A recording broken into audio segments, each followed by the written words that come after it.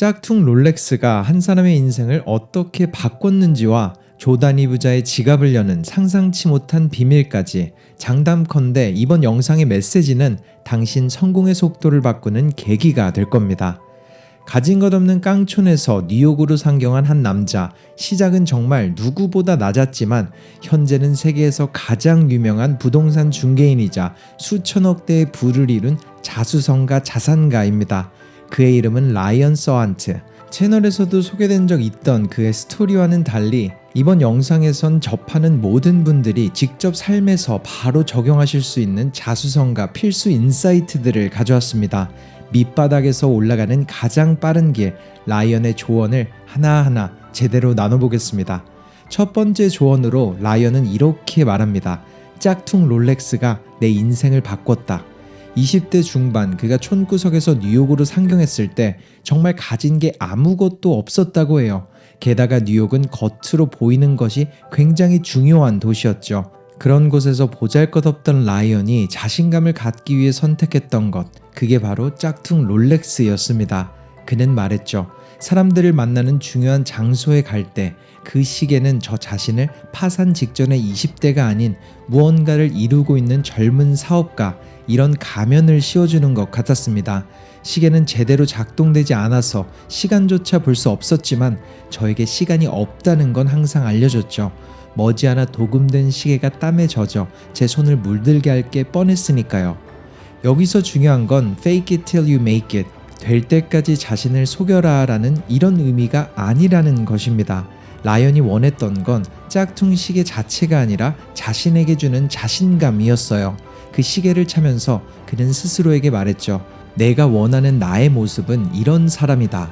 즉, 그 시계는 그에게 새로운 정체성을 주었습니다. 그리고 그 정체성 덕분에 사람들과 빠르게 연결될 수 있었고, 그 자신감은 곧 그를 성공으로 이끄는 출발점이 되었죠.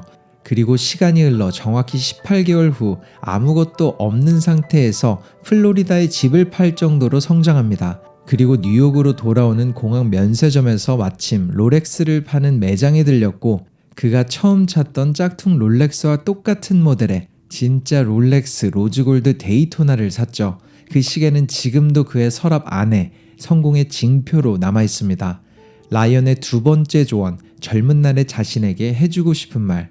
라이언은 길을 잃고 돈도 없는 젊은 날의 자신 같은 사람에게 이런 조언을 남깁니다. 너를 멈추는 모든 일들은 못 넘는 단단한 벽이 아니라 성공으로 가는 길에서 반드시 지나쳐야 하는 아주 얕은 과속 방지턱일 뿐이야. 그러니까 힘이 들 때마다, 속도가 늦춰질 때마다 진짜 원하는 너의 정체성이 무엇인지 돌아봤으면 해. 저는 이 말이 정말 크게 와닿았습니다. 우리를 막는 건 벽이 아니라 얕은 과속 방지턱일 뿐이며 이 길이 올바른 길이 맞다는 걸 확신시켜주는 것처럼 들렸거든요.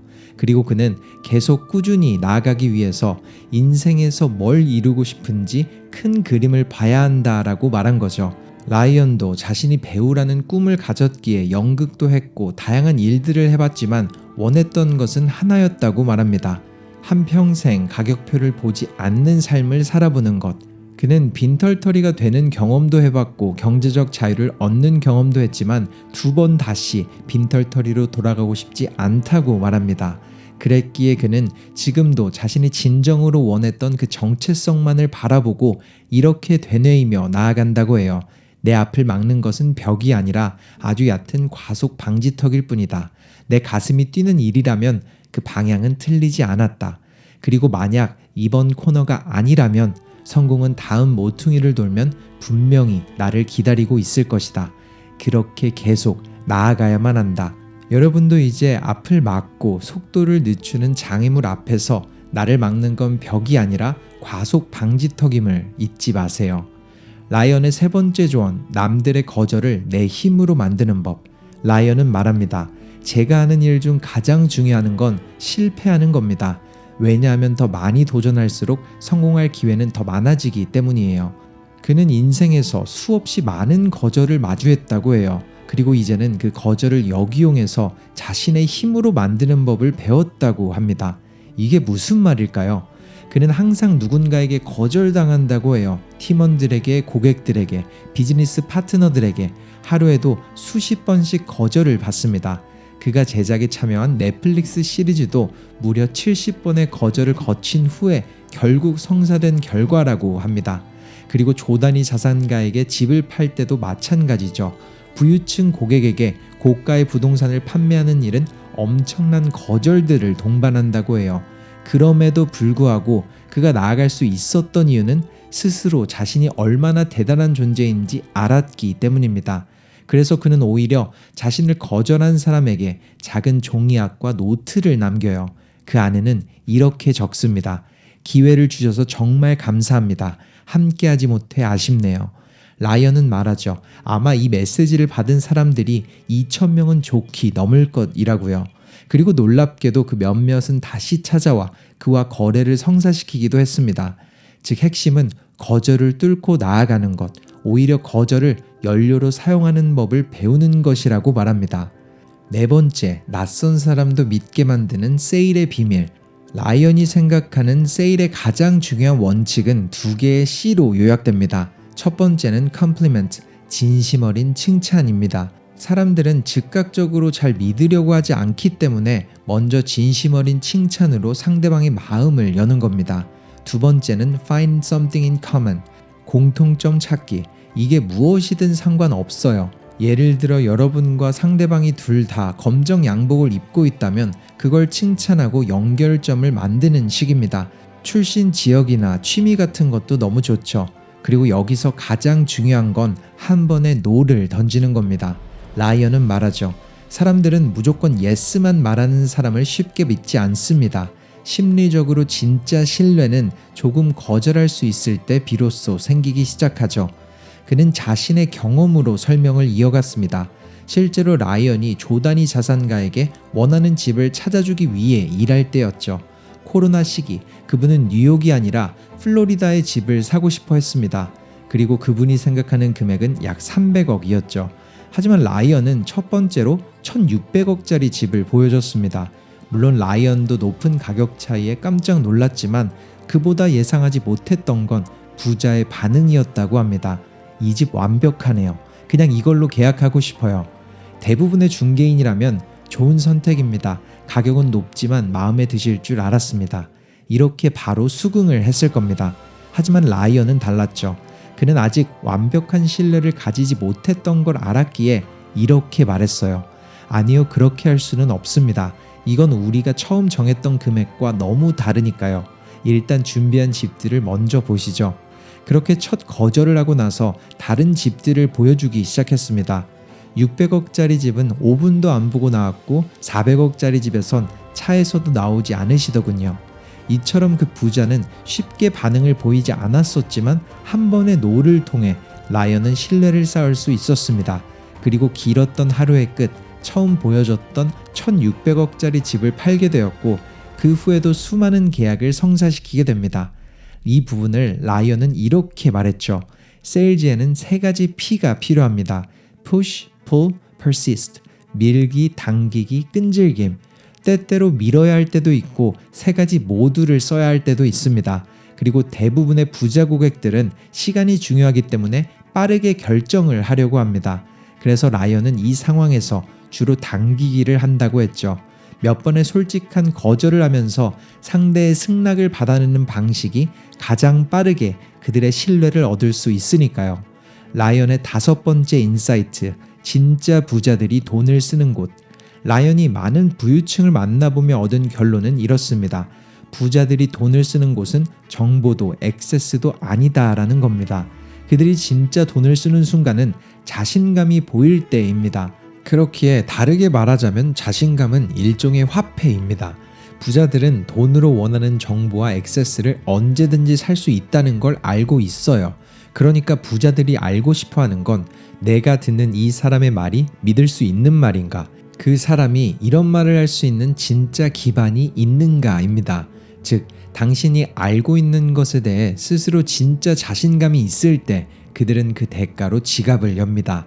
그리고 그렇게 자신감으로 열린 그들의 신뢰와 지갑은 한번 형성되면 오랫동안 유지됩니다. 마지막 라이언의 가장 중요한 팁, 라이언은 말합니다.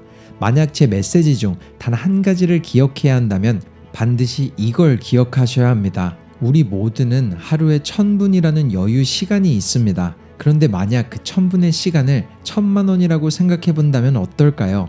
평소라면 쉽게 내어주던 당신의 15분이라는 시간을 15만 원이라고 생각해 보세요. 그러면 한 번 더 생각하게 될 겁니다. 또는 매일 쓰는 출퇴근길을 돈으로 환산해서 생각하면 그 시간이 더욱 소중하게 느껴질 거예요. 1시간이 아니라 60만 원이 될 테니까요. 그런데도 여러분은 그 돈을 핸드폰을 스크롤링하며 버리실 건가요? 라이언은 이렇게 말했어요. 저는 세일즈에 있으면서 기본급이 아니라 제 모든 삶이 인센티브였습니다. 그래서 그는 자신의 1000분이 1000달러라고 생각했다고 해요. 그리고 그 습관이 지금의 그를 만들었습니다. 회사를 운영할 때도 회의를 할 때도 마찬가지입니다. 10명이 미팅에 들어왔다면 각자 1000분 중 60분씩 총 600분이 됩니다. 라이언은 그 600분 안에서 그 이상의 가치를 만들어내기 위해 항상 노력했고 시간을 가장 소중하게 여겼습니다. 그는 이렇게 묻습니다. 만약 정말 기분 나쁜 5분을 보냈다고 해도 나머지 995분을 그냥 버릴 것인가? 다르게 말하자면 5만 원 때문에 나머지 995만 원을 버릴 것인가? 우리의 하루는 우리가 어떻게 생각하느냐에 따라 완전히 달라집니다. 그리고 바로 그 작은 차이가 인생을 바꾸는 차이가 된다고 그는 말합니다. 원하는 당신은 절대 멀리 있지 않습니다. 그저 지금 가진 시간의 가치를 다르게 바라보면서 시작하세요. 이번 영상 지금까지 라이언의 메시지가 어떠셨나요? 그리고 여러분은 오늘 이 영상에서 들은 조언 중 어떤 부분이 가장 새롭게 다가왔나요? 그리고 어떤 부분을 여러분의 삶에 적용해 보실 건가요? 오늘의 메시지가 여러분의 목표를 향한 성공의 속도를 바꾸는 작은 계기가 되길 바랍니다. 감사합니다. 터닝포인트였습니다. 큰 돈을 버는 직감, 성공을 만드는 직감, 그리고 행복한 삶을 만드는 직감까지 여러분은 이 직감을 키우는 방법을 생각보다 쉽게 놓치고 있습니다. 트위터의 창업자 잭 도시, 유튜브를 만든 스티브 첸, 억대 연봉을 제쳐두고 아마존이라는 온라인 책방을 연 제프 베조스와 세상의 반대편에 베팅했던 천재 투자자 레이 달리오까지 그들의 성공 방식은 저마다 달랐지만 각자만의 방식대로 자신의 인생과 세상을 바꾸고 있습니다. 즉, 정형화, 정량화할 수 없는 그들의 성공. 하지만 여기엔 무시 못할 공통점이 있어요. 그건 바로 그들이 마지막 순간에 데이터를 버리고 직감을 선택했다는 것. 쉽게 말해 그들이 내렸던 결정은 세상의 눈에서 정말 바보 같은 결정이었고 분야 최고의 권위자도 말렸던 그런 도전이었습니다. 그런데 그들은 하나같이 이렇게 말했죠.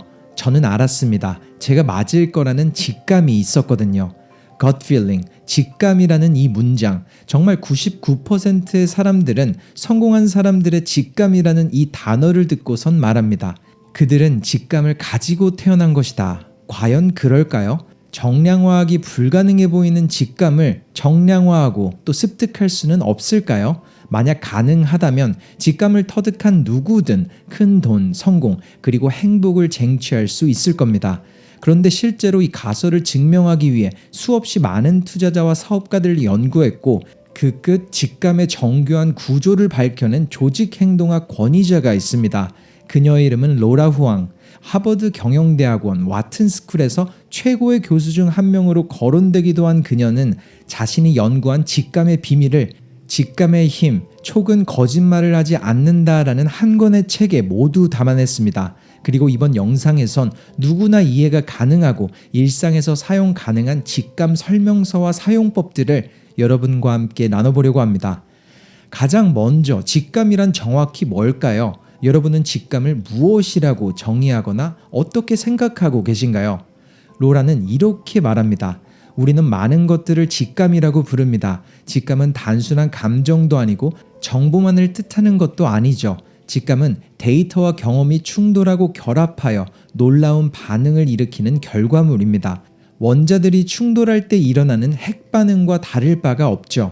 가장 성공한 투자자들은 모두 이것을 배웠고 이해했어요. 그들은 직감을 개발하고 활용하고 또 활성화하는 법도 배웠습니다. 하지만 직감의 본질에 대한 의견의 불일치와 논쟁이 이토록 많은 이유는 두 가지 질문에 한꺼번에 답하려 했기 때문이에요. 우리는 gut feel인 직감과 intuition인 직관을 혼동하고 두 용어도 혼용해 왔어요. 하지만 저는 이 두 가지가 서로 연관되어 있지만 다르다고 생각합니다.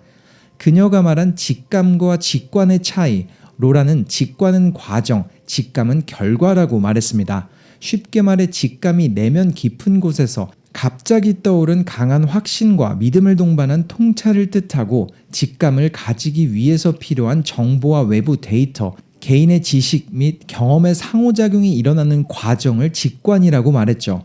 한 문장으로 직감이라는 한순간의 명료함을 느끼기 전 모든 과정들을 직관이라고 정의합니다. 즉, 직관은 몇 개월간 이루어질 수 있지만 한순간 해답이 이루어지는 시점이 바로 직감이라는 말이죠.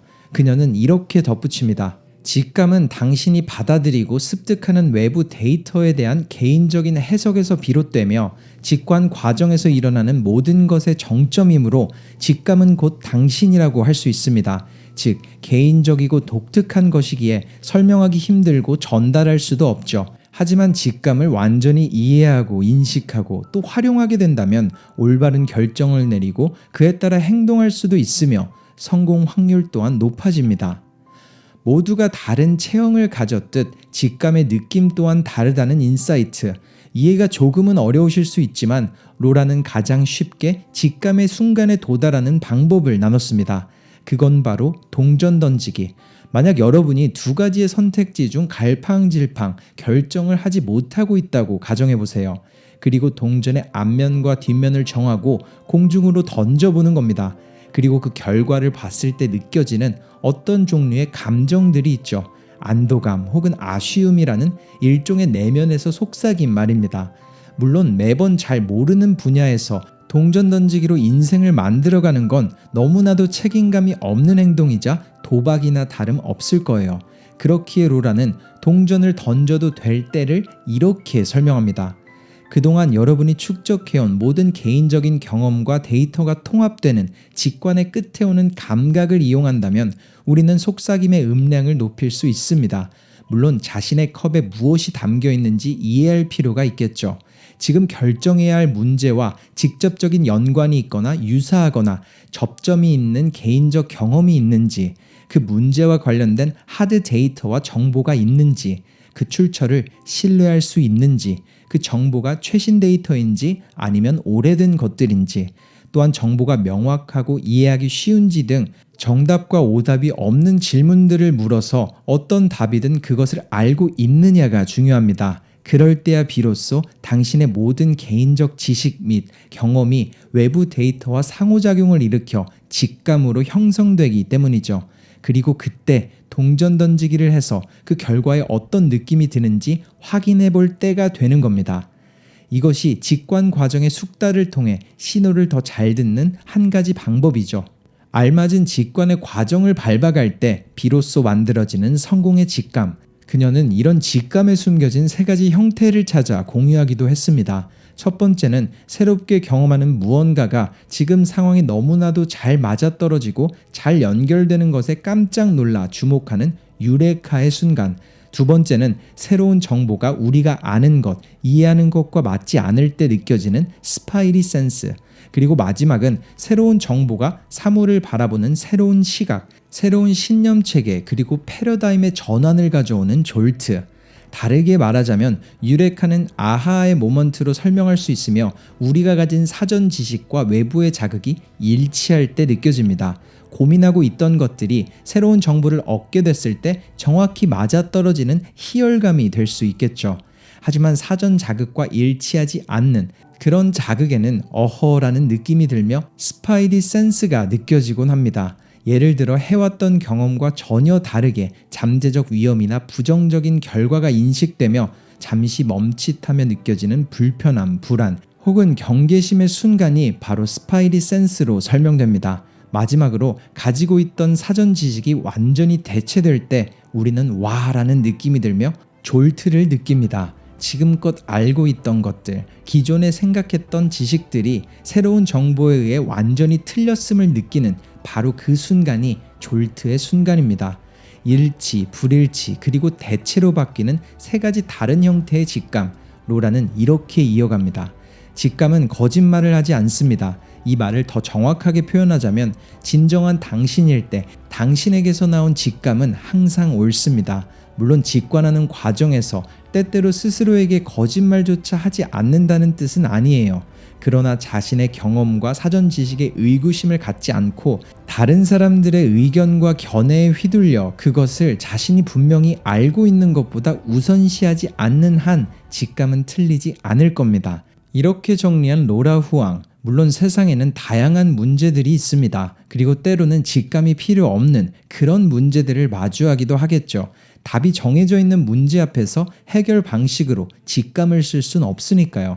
그녀는 커넬빈 프레임워크를 언급하며 이해하기 쉽게 세상의 모든 문제들을 단순하게 정리하기도 했습니다. 단순한 문제, 복합적 문제, 복잡한 문제, 혼돈스러운 문제. 하나의 해결책이 있는 단순한 문제에서는 인과관계를 살펴가며 답을 찾고 복합적 문제도 생소할지는 몰라도 여러 요인과 변수를 찾아보며 답을 찾아가는 게 옳다고 말했죠.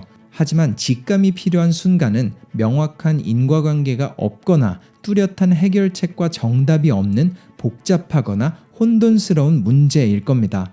로라는 이렇게 덧붙였죠. 데이터와 분석을 이용하고 적용하는 게 가능하다면 그것들에 의지하세요. 특정 결과의 확률을 계산할 수 있고 이를 상당히 확신할 수 있다면 직감을 사용하면 안 됩니다. 이렇게 함께 알아본 직감의 사용법. 물론 모두가 살아가며 직감을 느끼지만 행동으로 옮긴 경험은 적을 겁니다. 그리고 그녀는 과감한 행동을 만드는 집중 추상화라는 개념을 언급했습니다.